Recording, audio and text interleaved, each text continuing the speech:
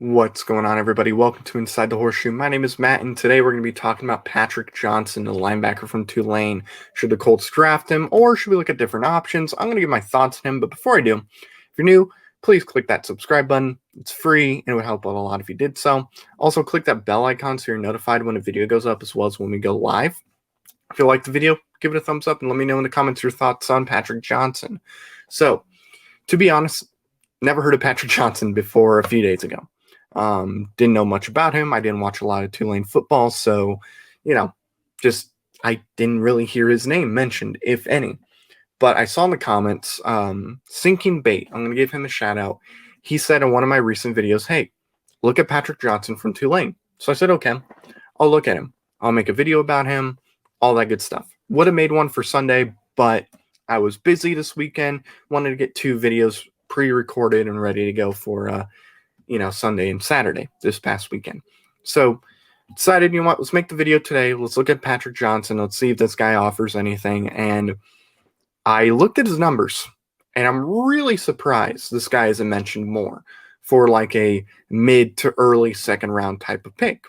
Because obviously we know, you're going to have like your Jason Oways and, your Kwity Pays and Jalen Phillips. Those guys are going to be first round type players. And Patrick Johnson doesn't play at a big school, so it's like, okay, maybe this guy could be an option in the second round. So looking at his numbers, as we see, really good season for the year it was. He had 39 total tackles, 28 were solo, 11 were assisted. He had 10 sacks, 2 forced fumbles. Really good numbers. And if he was playing at a bigger school, he'd be, higher up as far as where the mock drafts are. Maybe first round, maybe not, but still he would be higher than what he is right now in a lot of people's projected drafts. 2019, not a great year. That might have affected his stock, but hey, still had a good amount of tackles, just not as many sacks. 2018, really good year. 50 tackles, 10.5 sacks, and 4 forced fumbles. So I look at this guy's number, and I was like, he has really good numbers, good size, 6'3", 255 pounds, and he ran a 4.8 40-yard dash. So it's like, okay, I like what I see. So I wanted to look up game tape and be like, okay, how does he play? Is this the type of player I would want on the team based on how they play? And he plays violently.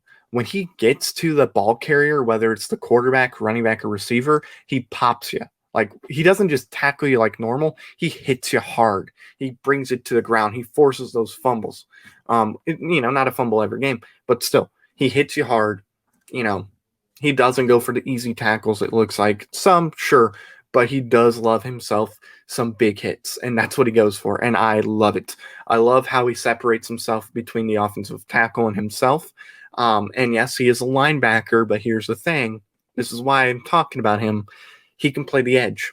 A lot of the highlights I watched of him were all on the edge. So he wouldn't just be back with with Darius Leonard, or Bobby Okereke. He would be on the edge. And if we're going to use like a 3 linebacker system where like we have a couple plays where we have to have 3 linebackers, in the backfield, you can put him there.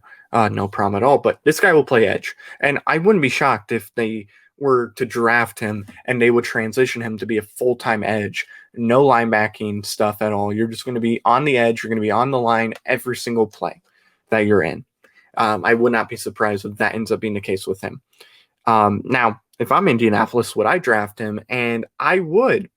Obviously, I think if we're going to go edge in the first round, we need to go left tackle in the second round. But if we end up trading back and we get another pick in the third round or whatever, and he's still available, absolutely. Heck, even if we get, let's say, 2 second-round picks, right? Yes, I would absolutely go ahead and draft him in the second round. But like I said, it depends. What are the Colts wanting to do? Because, we need edge first, and I think there are better edge players in the first round than there are in the second round. So I think we need to get that edge in the first round, go left tackle next, and then we can go after Patrick Johnson. Now, if we go left tackle, then I would draft him in the second round. I think he would be a really good option, and he would really fit our defense. I like just the way he plays. He plays faster than he looks. He might be smaller, but hey, he's going to hit you and he's going to hit you hard. So, I do like him a lot. Now, do I think Chris Ballard wants him? I think so. I think this is the Chris Ballard type of player that Chris Ballard wants. He's the guy that can, create separation. He's the guy that can get to the quarterback whenever, the running back whenever. He's good with tackling. He hits you hard. Obviously he gets a good amount of sacks. And when you play with DeForest Buckner, your sack numbers are just going to go up. So I honestly think for, Patrick Johnson to be on this team, I think could be really beneficial. I think this guy, wherever he goes, is going to be one of the bigger steals in this draft because I don't see him in the first round.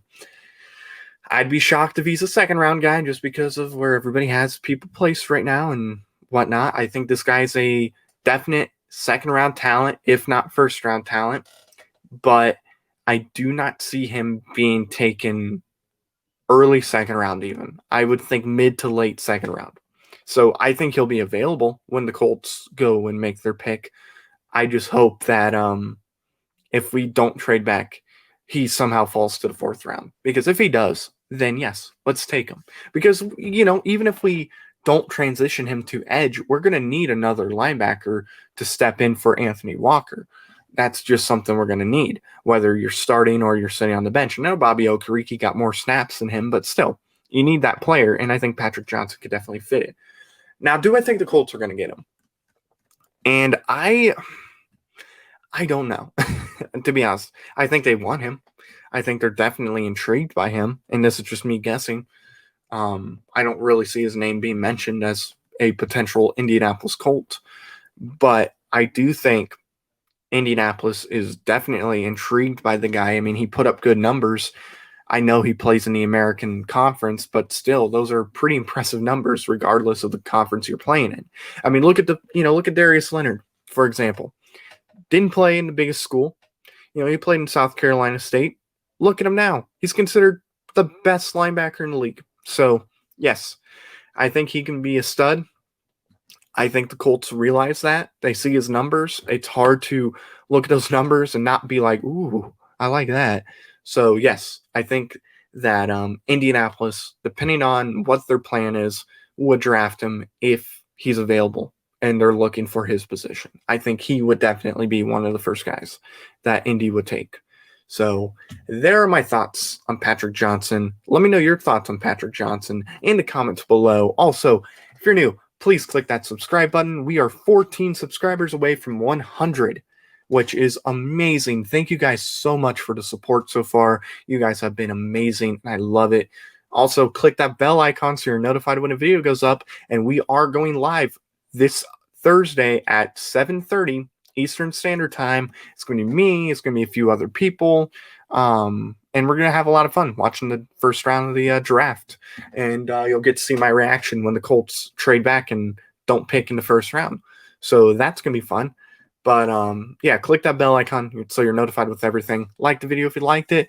So there you go. Thank you very much for watching. I've been Matt. Bleed blue, and we'll see you next time. Bye-bye.